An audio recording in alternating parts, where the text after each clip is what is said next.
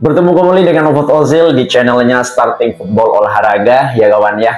Untuk video kali ini yang kita udah lama nih tidak berjumpa, dan juga saya terlalu lama juga tidak video terbaru karena untuk menunggu pramusim sudah pertandingan dan juga liga sudah dimulai. Nah ini kawan, saya mau berbahas tentang transfernya Barcelona dan kepergiannya seorang Ilkay Gundogan gitu kan.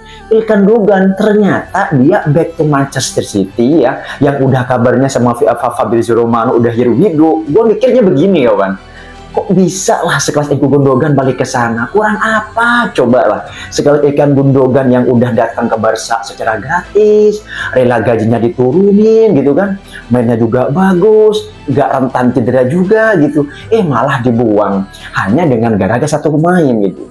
Dan sekarang ya, kalau kita bilang sebagai fannya Madrid, itu hanya seperti menjadi bahan komedi, bahan tawaan, tapi menjadi bahan kekecewaan berat bagi fan Barcelona dan juga fan-fans yang lainnya yang suka dengan Barca gitu lah. Ngapain juga dibuang gitu lah. Dan juga Dani Olmo datang ke Barcelona itu sebagai pemain yang menjadi bintang di Piala Euro kemarin. Barca rela menebus dengan angka yang cukup mahal ya, yaitu 60 juta pound sterling, dan menjadikan nanti pemain utama nantilah di Barcelona, dan itu tidak bisa didaftarkan di La Liga gitu. Ternyata ada korban ternyata di situ. Wah, memang nggak punya otak pemain Barca ini, di Barcelona di sini tuh. Udah dikasih hati, malah minta impela. Udah dikasih minta impela, mintanya lebih gitu. Ini bener-bener ya, manajemen Barca itu menjadi manajemen yang paling bobrok dan GG gobloknya wes bangetan lah gitu. Kalau kita pikir lah, kalau udah datengin semisal nggak bisa didaftarin, kenapa nggak ditunggu semisalnya 6 bulan lagi gitu kan bisa gitu. Ilkay Gundogan kan udah menjadi pemain lini tengah yang cukup solid di situ, yang bisa diduetkan dengan Pedri, bahkan dengan Frenkie de Jong gitu. Dan Barca untuk kali ini yang udah beritanya kemana-mana ya, Ilkay Gundogan itu menjadi bahan tawaan bagi Man City. Ketiga nih kawannya, yang paling saya benci itu kenapa ketika Ilkay Gundogan kembali ke sana, ternyata Barcelona itu minta untuk penukaran pemain antara Rodri dan Ilkay Gundogan, dan itu langsung ditolak gitu loh kawan. Itu bener-bener ditolak. Kalau memang betul-betul Rodri ya memang harus nambah lah. Nggak mungkin lah Man City melepas Rodri yang penampilannya cukup epic di Manchester City yang ditukar Ilkay Gundogan yang free transfer. Kalau sebenarnya saya sebagai fan Barcelona dan juga manajemen, ya biarkanlah saja Ilkay Gundogan itu stay lah gitu. Apalagi dia gajinya mau diturunin. Kalau enggak, sekarang mungkin gajinya Ilkay Gundogan itu belum lunas atau belum dibayar oleh Barcelona gitu. Yang sebelumnya beritanya udah jualan burger lah, udah beritanya sebelumnya itu jualan oli lah gitu.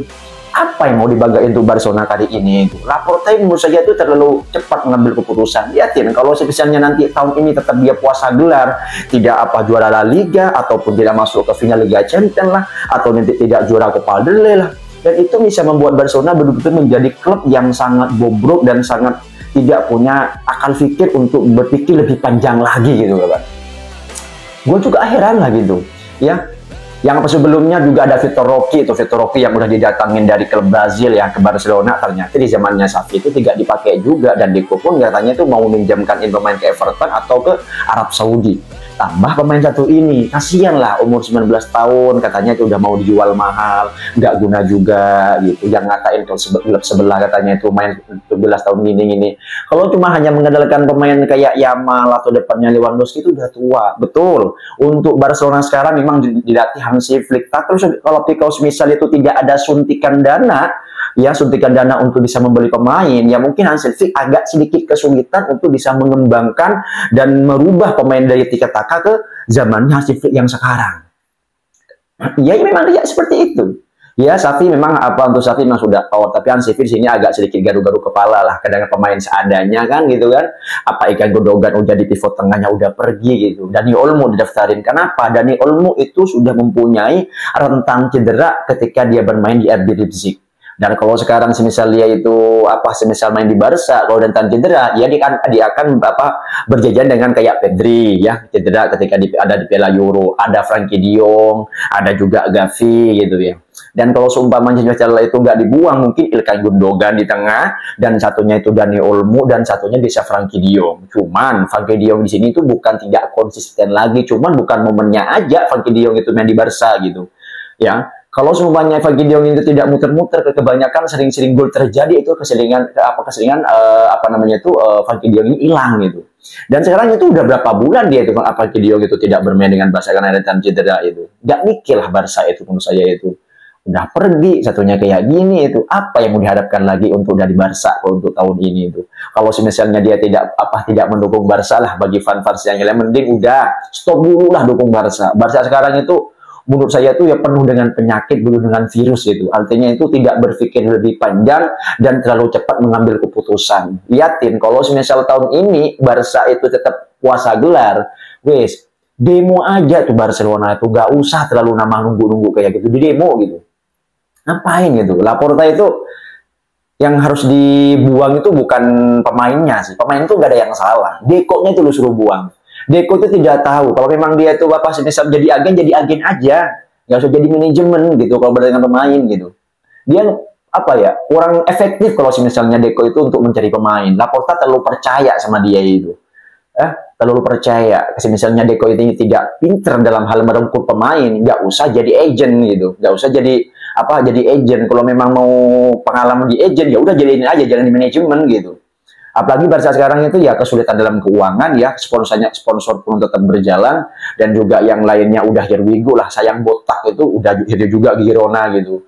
Apalah untuk Barcelona itu ya. Untuk Barca sekarang itu, untuk bagi fannya menjadi kekecewaan, tapi menjadi panggung komedi bagi fan-fan MU, fan Madrid, juga fan yang lainnya. Gimana nih kawan, menurut kalian apakah Barca layak nih untuk bisa juara di La Liga atau tidak pantas bermain nanti di Liga UCL untuk musim ini ya? Menurut saya itu keterlaluan lah untuk Barcelona membuang sekelas Ilkay Gundogan, padahal dia datang free transfer ya, gaji mau diturunin ya. Setelah itu dia pergi, dan gua saranin untuk Ilkay ya, untuk Gundogan balik ke Barca, minta gajinya kalau misal belum dibayar ya, itu hak kamu Gundogan ya, dibayar dulu gitu. Aduh parah ya. Untuk La Liga sudah mulai perdana sudah mulai, padahal perdananya itu La Liga udah menang loh Barca itu 2-1 versus Valencia, sedangkan Madrid masih skornya 1-1 gitu. Kalau kita bahas tim Madrid itu beda jauh lah ya. Tim Madrid itu lebih hebat dalam hal manajemen dan juga mengatur neraca keuangannya kawan. Nah, tulis dalam komentar kawannya apa pendapat kalian, dan juga lupa di subscribe dan juga di share untuk video kali ini.